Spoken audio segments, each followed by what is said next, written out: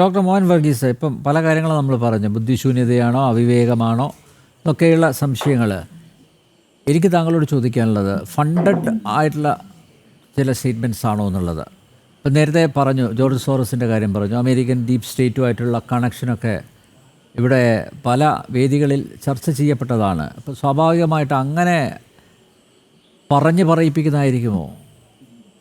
ഒരു നേതാവിൻ്റെ വായിൽ നിന്ന് വരുന്ന വാക്കുകൾ അദ്ദേഹം പൂർണ്ണമായി ഉൾക്കൊണ്ടിട്ടാണോ പറയുന്നത്, അതോ ഏതെങ്കിലും ഉപദേശകരുടെ അല്ലെങ്കിൽ ഏതെങ്കിലും ഒരു ഏജൻസി നൽകുന്ന വിവരങ്ങൾ വേണ്ട പഠനത്തിന് വിധേയമാക്കാതെ നേരിട്ട് പറയുകയാണോ?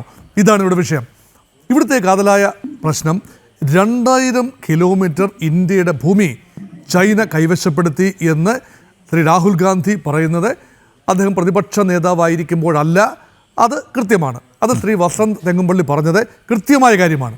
അദ്ദേഹം അന്ന് കോൺഗ്രസിൻ്റെ സമുന്നതനായ നേതാവാണ്. മുന്നണിയെ നയിക്കാൻ പര്യാപ്തനായ രാഹുൽ ഗാന്ധി പ്രതിപക്ഷത്തിൻ്റെ ഇന്ത്യ മുന്നണിയുടെ ഒരു മുഖമാണ്. അന്ന് ഇന്ത്യ മുന്നണിയുമല്ല, അന്ന് യഥാർത്ഥത്തിൽ UPA സംവിധാനമാണ്. ആ മുഖമാണ്. അല്ല സാർ, അങ്ങനെയാണെങ്കിൽ പ്രതിപക്ഷ നേതാവ് അല്ലെങ്കിൽ തോന്നുന്നതും വിളിച്ചു പറയാം എന്ന് ആ ഒരു ചോദ്യം കൂടെ വരുമല്ലോ. പ്രതിപക്ഷ നേതാവിന് ഇനി നോക്കൂ, പ്രതിപക്ഷ നേതാവാണ് ഇന്ന് ശ്രീ രാഹുൽ ഗാന്ധി. പ്രതിപക്ഷ നേതാവിൻ്റെ ജോലി എന്താണ്? Omissions and commissions of the government should be brought to limelight. ഇതിനെ നമ്മൾ രണ്ട് രീതിയിൽ കാണണം. ഇത് രാജ്യത്തിൻ്റെ ഭൂമി നഷ്ടപ്പെട്ടു എന്ന് ഞാൻ മനസ്സിലാക്കുന്നു. അതിൻ്റെ പശ്ചാത്തലം ഇതാണ്. അത് ശരിയാണോ എന്ന് ചോദിക്കാൻ തീർച്ചയായിട്ടും രാഹുൽ ഗാന്ധി കഴിയും. പക്ഷേ ആ ഏജൻസി ഏതാണ്? അതൊരു വാർത്താ ഏജൻസി അല്ലാന്ന് ഓർക്കണം. ഡിഫൻസ് എസ്റ്റാബ്ലിഷ്മെൻ്റ് ആണ്. അമേരിക്കയുടെ, യുണൈറ്റഡ് സ്റ്റേറ്റ്സ് ഓഫ് അമേരിക്കയുടെ ഡിഫൻസ് ഹെഡ്ക്വാർട്ടേഴ്സാണ് പെൻറ്റഗൺ. ആ പെൻറ്റഗൺ ഇങ്ങനൊരു റിപ്പോർട്ട്, എനിക്കതിൻ്റെ ആധികാരികത അറിയില്ല. പെൻറ്റഗൺ റിപ്പോർട്ട് എങ്ങനെയാണ് ഉണ്ടായത്, അതിൻ്റെ നിജസ്ഥിതി എന്താണ്, അത് അവർ ഇത് കൃത്യമായി ഇന്ത്യ ഗവൺമെൻറ്റിനെ അറിയിച്ചിട്ടുണ്ടോ? യാതൊരു രീതിയിലും കൺഫർമേഷൻ ഇല്ലാത്ത കാര്യങ്ങളാണ്. അങ്ങനെ ഒരു കാര്യം ഒരു പബ്ലിക് സ്പേസിൽ വരുമ്പോൾ അതിനെ എങ്ങനെയാണ് കാണേണ്ടത്? നിയമത്തിൻ്റെ കണ്ണിൽ കൂടി കാണുമ്പോൾ എവ്രി സിറ്റിസൺ ഓഫ് ഇന്ത്യ, അത് രാഹുൽ ഗാന്ധി ആയിക്കൊള്ളട്ടെ, പ്രതിപക്ഷത്തെ ആരുമായിക്കൊള്ളട്ടെ, മറ്റ് സാധാരണ പൗരന്മാരായിക്കൊള്ളട്ടെ, അത് പറയുന്നതിന് freedom of speech and expression article 19 of the Indian constitution അത് നൽകുന്ന സ്വാതന്ത്ര്യമുണ്ട്. പക്ഷേ എന്തും പറയാനുള്ള സ്വാതന്ത്ര്യമല്ല. ആർട്ടിക്കിൾ 14 മുതൽ 32 വരെയുള്ള മൗലികാവകാശങ്ങൾ they have to be enjoyed subject to morality, public order and health. അത് വ്യക്തമായി ഭരണഘടനയിൽ പറഞ്ഞിട്ടുള്ളതാണ്. അതാണ് ഇന്ന് കോടതി അതാണ് സൂചിപ്പിച്ചിരിക്കുന്നത്. അതുകൊണ്ട് പ്രതിപക്ഷ നേതാവായിരിക്കട്ടെ, കോൺഗ്രസിൻ്റെ നേതാവായിക്കൊള്ളട്ടെ, രാജ്യത്തിൻ്റെ അഭിമാനം വ്രണപ്പെടുത്തുന്ന രീതിയിൽ, സൈനികരുടെ ആത്മാഭിമാനം വ്രണപ്പെടുത്തുന്ന രീതിയിൽ ഒരു പരാമർശം ഒരു ഇന്ത്യൻ പൗരൻ്റെ വായിൽ നിന്ന് വന്നാൽ അത് തീർച്ചയായും അത് ഒരു ഡിഫമേഷനാണ്. അത് ഡിഫമേഷൻ കേസ് അവിടെ നിലനിൽക്കുന്നതാണ്. ആ രീതിയിലുള്ള പരാമർശമാണ്. അതുകൊണ്ടാണ് പറയുന്നത് റെസ്പോൺസിബിലിറ്റി. ഇവിടെ ഇതൊരു തലധാരക്ക് പരിശോധിക്കേണ്ട ഒരു വിഷയം തന്നെയാണ്. ഏതാണ് ആ ലക്ഷ്മണരേഖ? ഏത് ലെവല് വരെ ക്രിറ്റിസിസം രൂപത്തിൽ ഒരു ചോദ്യമാണെങ്കിൽ ഓക്കെ, ഇതങ്ങനല്ല. ഇതൊരു അലിഗേഷൻ്റെ രൂപത്തിലുള്ള, ആരോപണത്തിൻ്റെ രൂപത്തിലുള്ള ഒരു ചോദ്യമാണ്. ഇനി അടുത്ത ഡയമെൻഷൻ, ഇങ്ങനെ ഗവൺമെൻറ്റിനെതിരെ നടത്തുന്ന ഇങ്ങനെയുള്ള പരാമർശങ്ങൾ, ചോദ്യങ്ങൾ ഒരു പ്രതിപക്ഷ നേതാവ് ചോദിക്കേണ്ടതല്ലേ? ഇതാണ് കോൺഗ്രസ് പാർട്ടി പറയുന്നത്. BJPയെക്കുറിച്ചും ഭരണപക്ഷത്തെക്കുറിച്ചും ഗവൺമെൻറ്റിനെക്കുറിച്ചും ഒക്കെ കോൺഗ്രസ്സുകാർ തന്നെ പറയുന്ന ഇപ്പോഴത്തെ ഒരു പോളിസിയുണ്ട്, DDLJ. അതായത് ഈ ഡിസ്റ്റോർട്ട് അല്ലെങ്കിൽ DD എന്ന് പറഞ്ഞാൽ ഡിസ്റ്റോർട്ട് ചെയ്യുക, ഒരു കാര്യം ഡിനൈ ചെയ്യുക. ആദ്യം ഇങ്ങനൊരു കാര്യം വെളിയിൽ വന്നാൽ ഇങ്ങനെ കാര്യം നടന്നിട്ടില്ല എന്ന് ഡിനൈ ചെയ്യുക. പിന്നെ ഇതിനെ വളച്ചൊടിക്കുക, ഡിസ്റ്റോർട്ട് ചെയ്യുക. പിന്നെ എന്ന് പറഞ്ഞാൽ പച്ചക്കള്ളം പറയുക. അത് മാത്രമല്ല ജസ്റ്റിഫൈ ചെയ്യുക.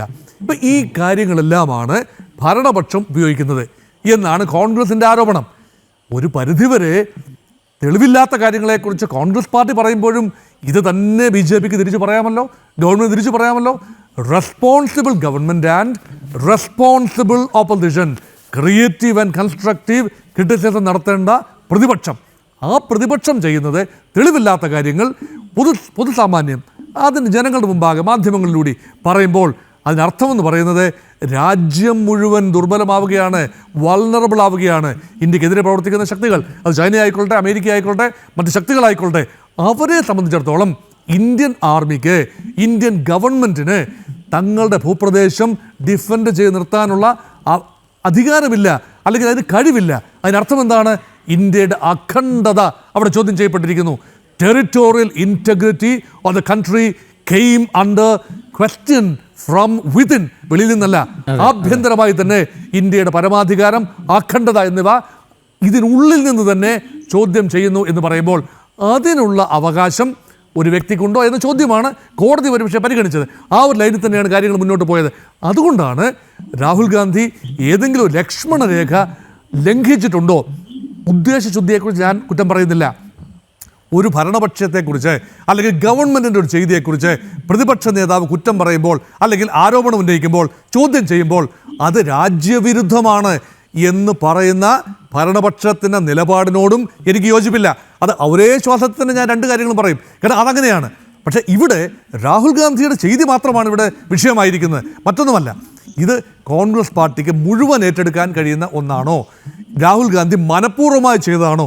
അങ്ങനെ ഞാൻ കരുതുന്നില്ല. പക്ഷേ ഒരു സീരീസ് ഓഫ് കാര്യങ്ങൾ ഇങ്ങനെ വരുമ്പോൾ രാജ്യത്തെ ഗവൺമെൻറ്റിനെ മുൾമുനയിൽ നിർത്താൻ പ്രതിപക്ഷ നേതാവ് അല്ലെങ്കിൽ കോൺഗ്രസ് നേതാവ് നടത്തുന്ന ശ്രമങ്ങൾ രാജ്യത്തെ തന്നെ പ്രതിസന്ധിയിലാക്കുന്നു, മുൾമുനയിലാക്കുന്നു എങ്കിൽ തീർച്ചയായും അത് പരിശോധിക്കേണ്ട കാര്യമാണ്. ഇപ്പോൾ കോടതി ആദ്യമായിട്ട് അതേക്കുറിച്ചൊരു പരാമർശം വന്നിരിക്കുന്നു. അതുകൊണ്ട് നമ്മൾ ഈ ചർച്ചയ്ക്ക് ഈ വിഷയം എടുക്കുന്നു എന്നാണ് ഞാൻ മനസ്സിലാക്കുന്നത്. അതുകൊണ്ട് കൂടുതൽ പരാമർശങ്ങൾ കോടതിയിൽ നിന്ന് വരുന്നതിന് മുൻപേ രാഹുൽ ഗാന്ധി ഒരുപക്ഷെ തൻ്റെ അനിതര സാധാരണമായ കഴിവുകളുള്ള നേതാവാണ്. അതേക്കുറിച്ചും എനിക്ക് അഭിപ്രായ വ്യത്യാസമില്ല. അദ്ദേഹം പലരും പറയാൻ മടിക്കുന്ന കാര്യങ്ങൾ പൊതുസമക്ഷം കൊണ്ടുവരാൻ തയ്യാറാകുന്ന ഒരാളാണ്. ഒരുപക്ഷെ ഭാരതീയ ജനതാ പാർട്ടി എന്ന ശക്തമായൊരു സംവിധാനത്തെ എതിർക്കുന്നതിന് വേണ്ടി ഏതറ്റം വരെ പോകാനും തയ്യാറാകുന്ന ഒരു നേതാവിനെയാണ് അവിടെ കാണുന്നത്. പക്ഷെ അങ്ങനെ ചെയ്യുമ്പോഴും ഫാക്ട് ചെക്ക് എന്നത് വളരെ പ്രധാനപ്പെട്ട കാര്യമാണ് എന്നതാണ് ഈ എപ്പിസോഡിൽ നിന്ന് തെളിയുന്നത്. ക്രിറ്റിസിസം ആവാം, പക്ഷെ അത് കൺസ്ട്രക്റ്റീവ് ആയിരിക്കണ്ടേ ഡോക്ടർ മോഹൻ വർഗീസ്? അത് കൺസ്ട്രക്റ്റീവ് ആയിരിക്കണ്ടേ? അതെ, കൺസ്ട്രക്റ്റീവ് ആയിരിക്കണം. നോക്കൂ, രാഷ്ട്രമുണ്ടെങ്കിലല്ലേ രാഷ്ട്രീയമുള്ളൂ, അല്ലേ? തീർച്ചയായും. നേഷൻ ഫസ്റ്റ് ഇതാണല്ലോ പ്രധാനപ്പെട്ട കാര്യം. Nation first, India first. ഇന്ത്യയുടെ പോളിസി എന്താണ്? ട്രംപ് പറയുന്നു അമേരിക്ക ഫസ്റ്റ്, നരേന്ദ്രമോദി പറയുന്നു ഇന്ത്യ ഫസ്റ്റ്. ഇത് പറയണ്ടേ? ഇത് നരേന്ദ്രമോദി മാത്രം പറയേണ്ട കാര്യമാണോ? ഓരോ ഭാരതീയനും, രാഹുൽ ഗാന്ധി ഉൾപ്പെടെ, ഞാനും ശ്രീ അനിൽ നമ്പ്യാർ ഉൾപ്പെടെയുള്ള എല്ലാവരും പറയേണ്ട കാര്യമല്ലേ നേഷൻ ഫസ്റ്റ്? അതിനെ രാജ്യസ്നേഹമെന്ന് വിളിക്കാം, ദേശീയത എന്ന് വിളിക്കാം, തീവ്രദേശീയത എന്ന് വിളിക്കേണ്ട കാര്യമില്ലല്ലോ. അങ്ങനെ നേഷൻ ഫസ്റ്റ് ആണെങ്കിൽ അല്ല, ഞങ്ങളല്ല ഇവിടെ ഫസ്റ്റ്, ഞങ്ങൾ പരാജയപ്പെടുകയാണ്, ഞങ്ങളുടെ ഭൂമി നഷ്ടപ്പെട്ടുകൊണ്ടിരിക്കുകയാണ്, ഞങ്ങൾക്ക് ഇത്ര ദൗർബല്യങ്ങളുണ്ട്, ഇന്ത്യയുടെ എത്ര വിമാനങ്ങൾ പാകിസ്ഥാൻ വെടിവെച്ചിട്ടു എന്നാണ് പ്രതിപക്ഷ നേതാവിന് അറിയേണ്ടത്. പാകിസ്ഥാൻ്റെ എത്ര വിമാനങ്ങൾ ഭാരതം വെടിവെച്ചിട്ടു എന്നത് ഒരുപക്ഷെ അപ്രസക്തമാണ്. ഇവിടെയാണ് ഇത് രണ്ടും ചോദിക്കണം. ഇന്ത്യക്ക് എത്ര നഷ്ടപ്പെട്ടു അത് ചോദിക്കുന്നതിനും ഒരു സമയമുണ്ട്. ഓപ്പറേഷൻ സിന്ദൂർ നടക്കുന്ന സമയത്തല്ല, അതിൻ്റെ തീവ്രതയിലല്ല ചോദിക്കേണ്ടത്. ഇപ്പോൾ പാർലമെൻറ്റിൽ ചോദിച്ചത് ശരി, അന്ന് ചോദിച്ചത് തെറ്റ് എന്നേ പറയാനാവൂ. അതിനാണ് ഒരു സ്ഥലകാല ബോധമുണ്ടാകണം. ഒരു കാലമുണ്ടല്ലോ, എന്തിനും ഒരു കാലമുണ്ട്. ചോദ്യം ചോദിക്കാൻ പോലും ഒരു കാലമുണ്ട്. കാരണം ഇത് രാജ്യത്തിൻ്റെ സുരക്ഷയെ സംബന്ധിക്കുന്ന വിഷയമാണ്. ഓപ്പറേഷൻ സിന്ദൂർ ആയിക്കൊള്ളട്ടെ, ഗൽവാനിലെ ആക്രമണമായിക്കൊള്ളട്ടെ, ഇതെല്ലാം തന്നെ ദേശീയ സുരക്ഷ. അതുകൊണ്ട് 3 പാരഡൈംസാണ് ഇന്ത്യ നേരിടുന്നത്. ഒന്ന്, ഫുഡ് സെക്യൂരിറ്റി, അത് നമ്മൾ അഡ്രസ്സ് ചെയ്ത് കഴിഞ്ഞു, അതേക്കുറിച്ച് കാര്യമായ ആക്ഷേപങ്ങളില്ല. പ്രതിപക്ഷത്തിൻ്റെ ഭാഗത്തു നിന്നും ഇവിടെ പട്ടിണി മരണങ്ങൾ വ്യാപകമാണ് എന്ന രീതിയിലുള്ള ആക്ഷേപങ്ങളില്ല എന്ന് ഓർക്കണം. 2, എനർജി സെക്യൂരിറ്റി, ഊർജ്ജ സുരക്ഷയ്ക്ക് വേണ്ടി ഇന്ത്യ എടുക്കുന്ന നിലപാടുകൾ, പ്രത്യേകിച്ച് റഷ്യയിൽ നിന്നും ലാഭകരമായി $30 കൺസെഷനിൽ ഇന്ത്യ കഴിഞ്ഞ 2.5 വർഷമായി ഉക്രൈൻ യുദ്ധം തുടങ്ങിയതിന് ശേഷം നടത്തുന്ന എണ്ണ ഇടപാടുകൾ, അത് ന്യായമാണ്. കാരണം ദേശീയ സുരക്ഷയുടെ ഒരു ഭാഗം തന്നെയാണ് ഊർജ്ജ സുരക്ഷ. അതിനുവേണ്ടി ഇന്ത്യ ചെയ്യുന്നു. ഇപ്പോൾ അമേരിക്ക ചന്ദ്രഹാസം ഇളക്കുന്നു. റഷ്യയിൽ നിന്നും എണ്ണ വാങ്ങുന്നതിനെതിരെ ഇന്ത്യക്കെതിരെ കർശനമായ നിലപാടുകളുമായി, പിഴയുമായി നീങ്ങുന്നു. 25% ടാരിഫ്, അതിനോടൊപ്പം 10% ടാരിഫ് ഒറിജിനലി ഉള്ളത്, അതിനോടൊപ്പം അഡീഷണൽ ടാരിഫ് എന്ന് പറഞ്ഞുകൊണ്ട് അമേരിക്ക സമ്മർദ്ദം ചെലുത്തുന്നു. ഇന്ത്യയുടെ സ്ട്രാറ്റജിക് ഓട്ടോണമിയുടെ ഭാഗമാണ് ആരുമായി കച്ചവടം നടത്തണം, ഊർജ്ജ സുരക്ഷ ഉറപ്പുവരുത്തണമെന്നത്. അതുകൊണ്ട് അതിനേക്കാൾ പ്രധാനപ്പെട്ടതാണ് ദേശീയ സുരക്ഷ. ദേശീയ സുരക്ഷയുടെ കാര്യത്തിൽ യാതൊരു വിട്ടുവീഴ്ചയ്ക്കും തയ്യാറല്ല. കോൺഗ്രസ് ഗവൺമെൻറ്റുകളെ വിമർശിക്കുന്നതും ശരിയല്ല. മുൻകാല ഗവൺമെൻറ് ചെയ്തികൾ, ചൈന ആക്രമിച്ചപ്പോൾ ഇന്ത്യ ഇത്രയും ആ കിഴക്കൻ ലഡാക്ക് മുഴുവൻ വിട്ടുകൊടുത്തുകൊണ്ട് ഇന്ത്യയുടെ ഷേപ്പ് അങ്ങ് മാറ്റിയത് നെഹ്റുവിൻ്റെ കാലത്തെ ഗവൺമെൻറ് അല്ലേ എന്ന് ചോദിച്ചാൽ എങ്ങനെ ഇരിക്കും? അന്നത്തെ സാഹചര്യങ്ങൾ ഇപ്പോൾ വീണ്ടും വിമർശനപരമായി എടുക്കാതിരിക്കുന്നതാണ് ഒരു രാജ്യത്തിന് നല്ലതെന്ന് എൻ്റെ അഭിപ്രായം. പാകിസ്ഥാൻ കൊണ്ടുപോയി കുറച്ച് ഭാഗം. അപ്പോൾ ആസാദ് കാശ്മീർ, അല്ലെങ്കിൽ അവർ ആസാദ് കാശ്മീർ എന്ന് പറയുന്ന പാക് അധിനിവേശ കാശ്മീർ, അത് സംഭവിച്ചതും നെഹ്റുവിൻ്റെ കാലത്താണ്. ഇതെല്ലാം ചരിത്രപരമായ വസ്തുതകളാണ്.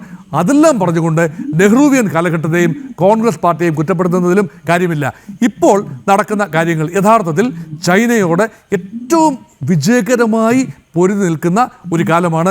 അതിനുശേഷം 62-ന് ശേഷം ചൈന കാര്യമായി ഇന്ത്യയുടെ ഭൂമി കൊണ്ടുപോയിട്ടില്ല എന്നോർക്കണം. അപ്പോൾ മുഴുവൻ BJP ഗവൺമെൻറ് അല്ല, കോൺഗ്രസ് ഗവൺമെൻറ് ഉണ്ടായിരുന്നു. അതുകൊണ്ട് ഇന്ത്യ ദേശീയ സുരക്ഷയുടെ കാര്യത്തിൽ മെച്ചപ്പെട്ടു വരുമ്പോൾ അങ്ങനെയല്ല, ഞങ്ങൾ ദേശീയ സുരക്ഷയുടെ കാര്യത്തിൽ ബലഹീനമാണ് എന്ന് ലോകത്തോട് വിളിച്ചു പറയുന്നത് മൗഢ്യമാണ് എന്നാണ് അഭിപ്രായം. ഓക്കെ, ദേശസുരക്ഷയും സൈന്യത്തെയും ഒക്കെ തൊടുന്നത് കൊണ്ടാണല്ലോ നമ്മുടെ ഗോപാലൻ നായരെ പോലുള്ളവർക്ക് നോവുന്നത്. അതുകൊണ്ടാണല്ലോ അദ്ദേഹം പ്രതികരിക്കാൻ വേണ്ടി ഈ വേദിയിലെത്തിയതും